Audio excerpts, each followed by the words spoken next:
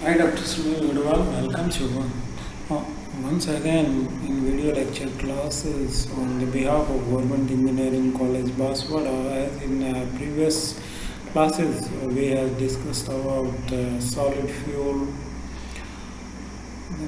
carbonization, cracking, reforming, formation of synthetic petrol, some short notes type topics like isomerization, polymerization, cracking, and some other maybe leaded fuel,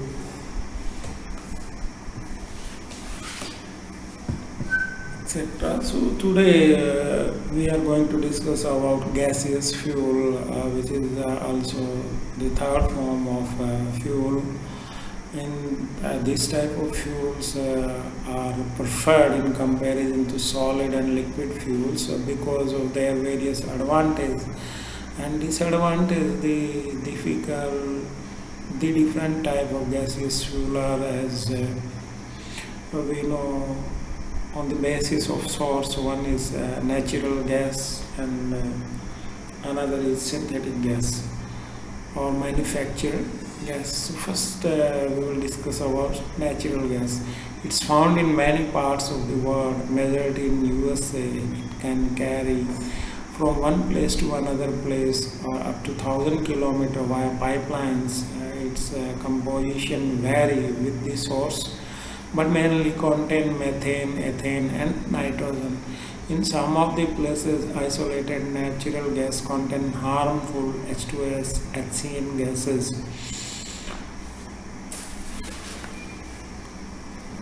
So, according to availability of natural gas, no doubt this is very cheaper, but the digging out from the earth surface, and then availability of these gaseous sources are very restricted in terms of workplaces. So the carrying charges and the purification cost is very high. That's why this is costly, but other advantage we will discuss later on. The another is manufactured gas, or you can say synthetic gases. So there are many methods in the literature for the manufacturing of gases. Coal gas is manufactured by heating coal in a closed vessel, and the contents of coal gas depend upon the type of coal and method of operation. A clean coal gas contains methane, hydrogen. Its energy content is 50% of natural gas. Water gas is another synthetic gas which is formed by using red hot coke and steam. For its manufacturing, the water gas and air are passed alternatively through a bed of hot carbon coke. It contains hydrogen, carbon monoxide and nitrogen. Other gaseous fuel are oil gas, producer gas, gobar gas, sewage sludge gas and biogas.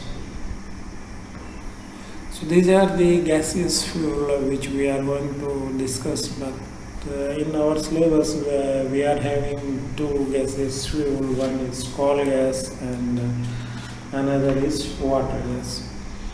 So what are the advantages of gaseous fuel? So gaseous fuel are high in calorific value, easy to transport and handling, but we need a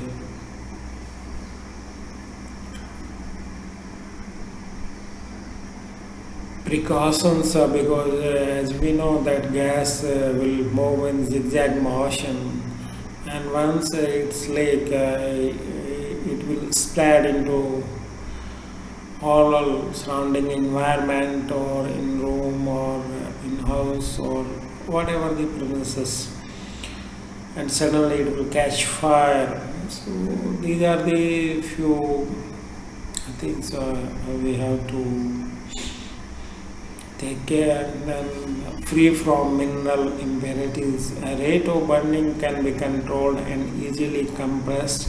And the greater efficiency as complete combustion take place even in less amount of the air. It burns with smokeless and airless. Well, this is the major drawback in case of solid fuel when we are burning wood and coal. As we know, that coal is in India, 80% of the electricity is generated on coal based power plants, where the decomposition of ash is the major issue. So here the byproducts are not forming. So disadvantage of gaseous fuel. First is the storage volume is very large in comparison to liquid fuel. Second is cost of gaseous fuel is high on the basis of energy content.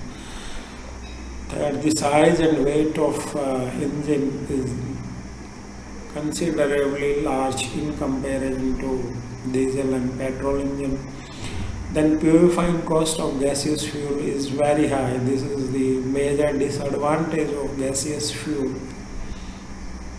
Plus availability of the natural sources of gaseous fuel. So, as per RTO syllabus, coal gas is very important. Every time in examiners will give one short type of a question either on coal gas or water gas. So, and these are very simple way to regenerate or manufacture by a simple procedure. So let's take coal gas first. Coal gas is a mixture of methane, ethane and hydrogen. Here methane is 50%, ethane 20% and hydrogen is 30%. Coal gas is synthesized by heating coal, the absence of air at very low pressure, or we can say at atmospheric pressure. At 1300 degrees centigrade, when a red hotted coke chamber if we pass steam, then it will give coke and when the red hotted coke at 1300 degrees centigrade will give coke and coal gas. So the coal gas, as we know that sometime the coal is having poisonous impurities like H2S, HCN, which is depend upon the availability of the sources. So that must be removed. So this is a very simple diagram for the regeneration of coal gas. Here this is a silica retort where we are going to add powdered coal, and from here we will pass producer gas, then air mixture, and this will burn, and slowly the temperature of this retort will increase up to 1300 degrees centigrade, and the vapors of coal will come out from this outlet, and first it will enter into hydraulic main. So this hydraulic main, and then this spiral condenser is necessary. So from this spiral condenser, from this outlet, we can recover ammonium liquid tar and the remaining gaseous vapors. With the help of pump, we will pass in another chamber where we are spraying water, and at the bottom of this chamber we can isolate tar or ammonium tar, which we will collect in this ammonium liquid tank.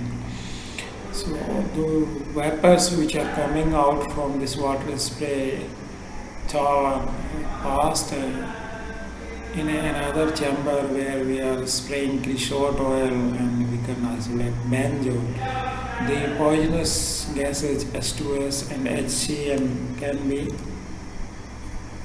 removed by passing the vapors of this chamber by putting, as we had discussed in previously, carbonization method, that if we put moist Fe2O3 on these plates, so the vapors will move from bottom to top of this tower and come in contact with the catalyst, and this catalyst will react with the poisonous H2S and HCN gas and trap with them, and the vapors of methane, ethane and H2S will recover over water by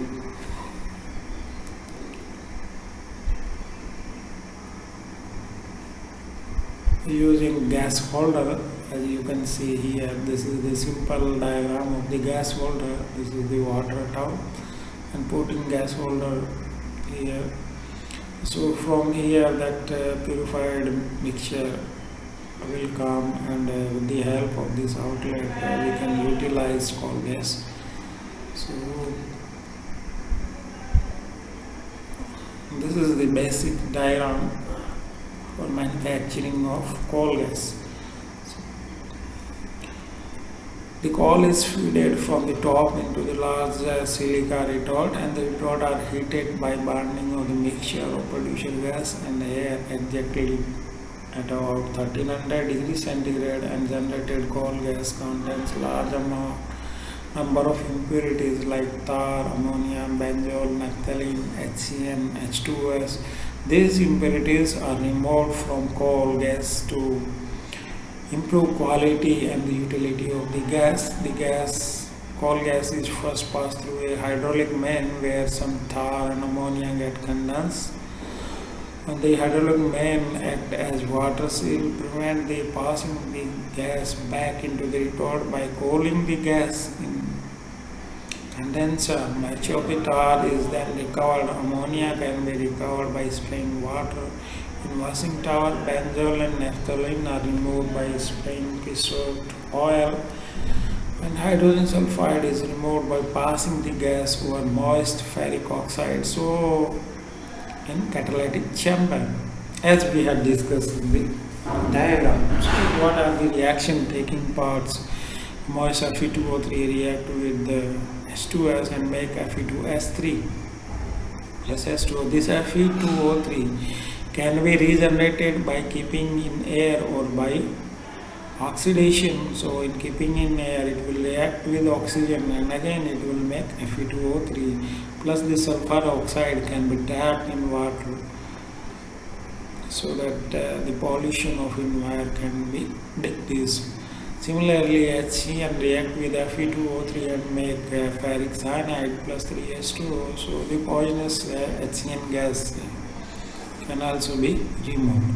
The purified coal gas is finally stored over water in a gas holder and used in laboratory or domestic purpose. Properties of coal gas: it's a colorless gas. Calorific value is about 4900 kilocalorie per meter cube. It is higher than air and burn with non-smoky flame. It is lighter than air and burn with non-smoky flame. So this is about coal gas, and hoping that you would understood. This would be in exam when it is coming in the form of short notes. So first we must write about introduction,